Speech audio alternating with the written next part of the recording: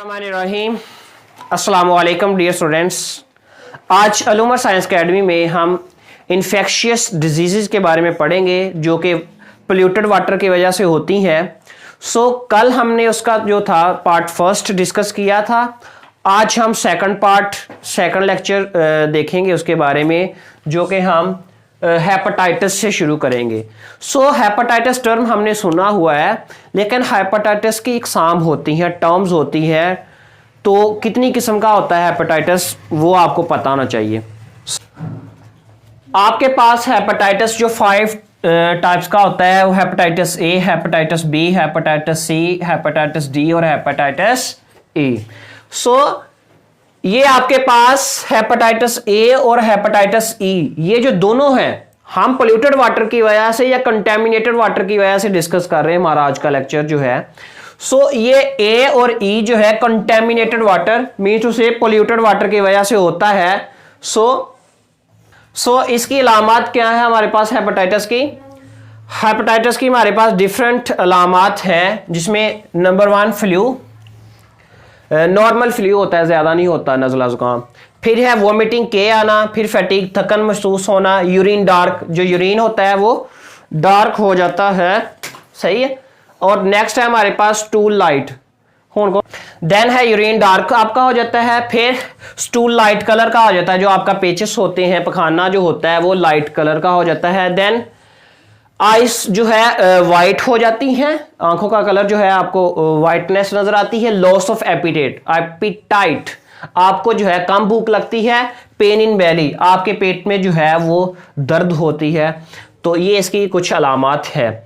सारी एक टाइम नहीं होती, इनमें से कुछ भी ज़ाहिर हो जाती हैं, 3-4 फिर भी उसकी अलामात हैं। तो डॉक्टर आपको डायग्नोज करके अच्छी तरह बता देंगे कौन सा है, टेस्ट करके पता चल जाएगा कि कौन सा आपको हेपेटाइटिस है।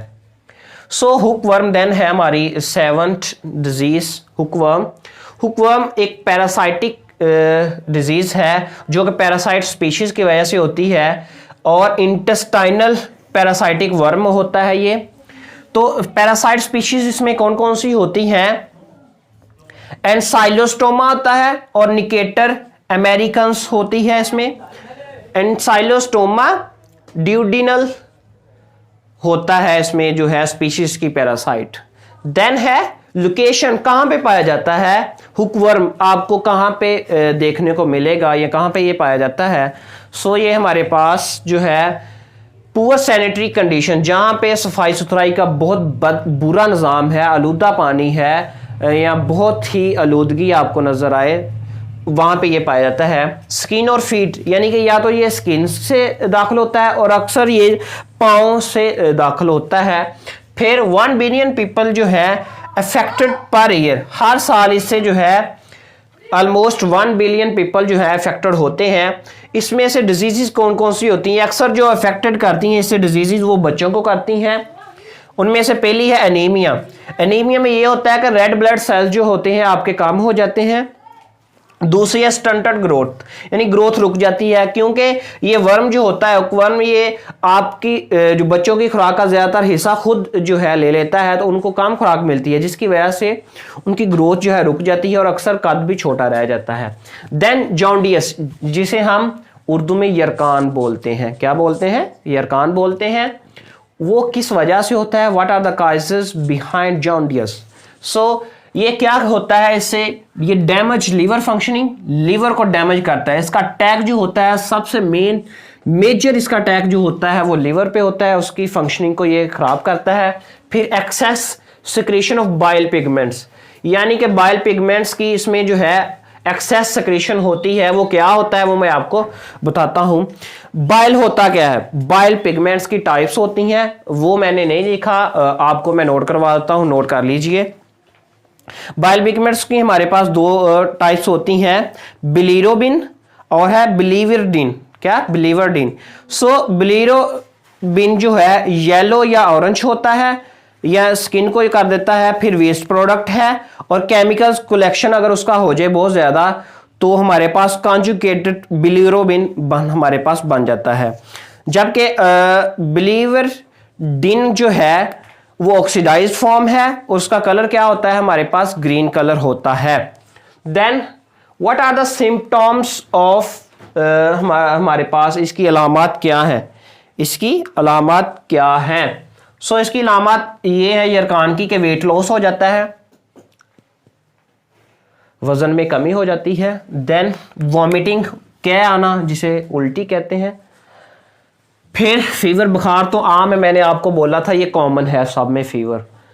येलो आइज हो जाती हैं, वो कहते हैं ना अक्सर ऐसे ही गैस कर लेते हो भाई तुम्हें क्या हुआ है, येलो आइज हुई हैं, तो वहाँ से बहुत सारे लोग यहाँ से गैस कर लेते हैं कि इसको यरकान है। अक्सर लोगों की जो येलोश आइज जो हो जाती हैं सबसे कॉमन जो है इसका सिम्टम है।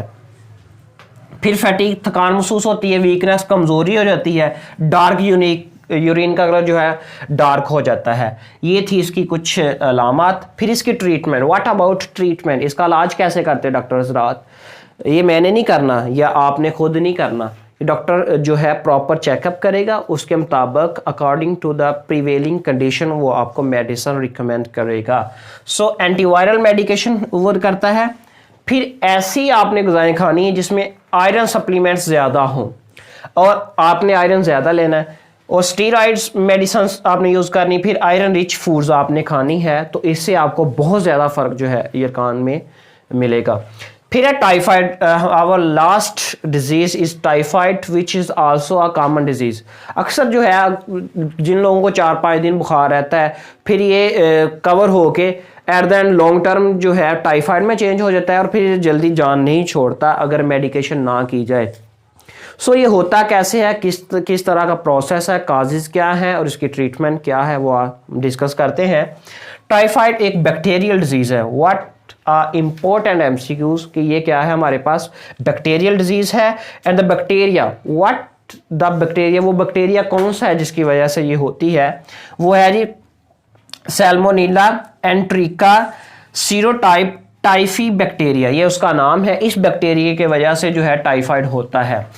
ये बैक्टीरिया जो है इसका घर ठिकाना जो है इसका क्या है, लोकेशन इसकी क्या है, वो हम देखते हैं। कहाँ पे पाया जाता है, अगर इसको मिलना हो तो हम कहाँ जाके इसको ढूंढ सकते हैं। मिलना नहीं है भाई, अल्लाह इससे बचाए। ऐसे है कंटेमिनेटेड वाटर में पाया जाता है। देखिए आलूदा पानी से हम बीमारियां आज डिस्कस कर रहे हैं। तो जब कंटेमिनेटेड वाटर में पाया जाता है इट्स मीन्स दैट सबसे पहले इसका प्रोसेस मैं आपको बताऊं कहाँ से एंटर होता है और कहाँ कहाँ तक जाता है और फिर स्मॉल इंटेस्टाइन में आ जाता है।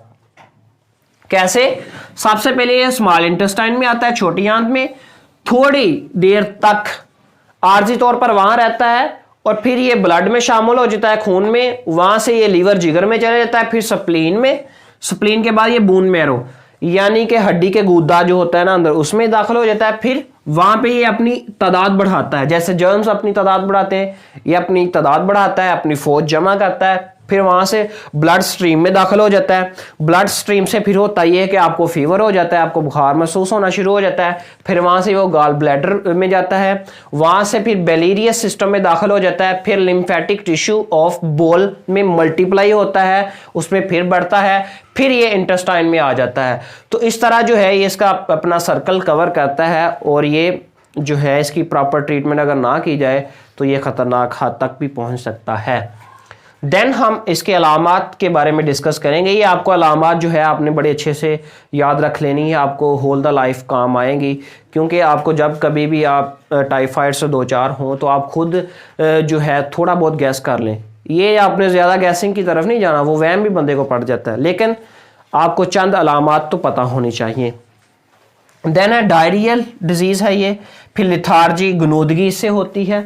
डायरिया मीन के डायरिया आपको पेचेस वगैरह महसूस होंगे, फिर लिथार्जी गनूदगी, नींद तारी हो जाएगी आप पे, गनूदगी महसूस करेंगे। फिर फीवर जो है इसमें बुखार बहुत ज़्यादा 15 या 14 डिग्री सेंटीग्रेड तक पहुंच जाता है। फिर पुअर एपिटाइट, आपको भूख नहीं लगती, आपका खाने खाने को दिल ही नहीं करता। फिर वो डॉक्टर रिकमेंड करता है कि आप 4 रस खाएं या आप दलिया खाएं या आप जो है खिचड़ी बना के खाएं, इस तरह की चीज़ें। देन हेडिक, इससे जो है सर का दर्द भी बहुत ज़्यादा, लेकिन कुछ लोगों को तो वैसे होता रहता है ना सर का दर्द, यानी कि विदाउट पढ़ाई की टेंशन की वजह से कुछ स्टूडेंट जो ले जाते हैं। बहरहाल टाइफाइड की वजह से भी ये बहुत ज़्यादा होता है। और इसकी ट्रीटमेंट, व्हाट अबाउट ट्रीटमेंट, इसका इलाज क्या है।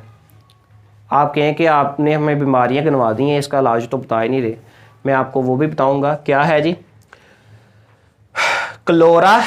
क्लोरान फेनिकोल, ये इसका फार्मूला है। ये बहुत ज़्यादा यूज़ होती रही, पहले बहुत बेस्ट थी, लेकिन इसके कुछ हार्मफुल इफ़ेक्ट्स की वजह से ये बैन कर दी गई है, इसको बैन कर दिया गया है। तो अब आपके लिए क्या रिकमेंडेशन है, वो एंटी बैक्टीरियल ड्रग्स आपको रिकमेंड है, वो डॉक्टर्स यूज़ करते हैं, तो फिर आप ठीक हो जाते हैं।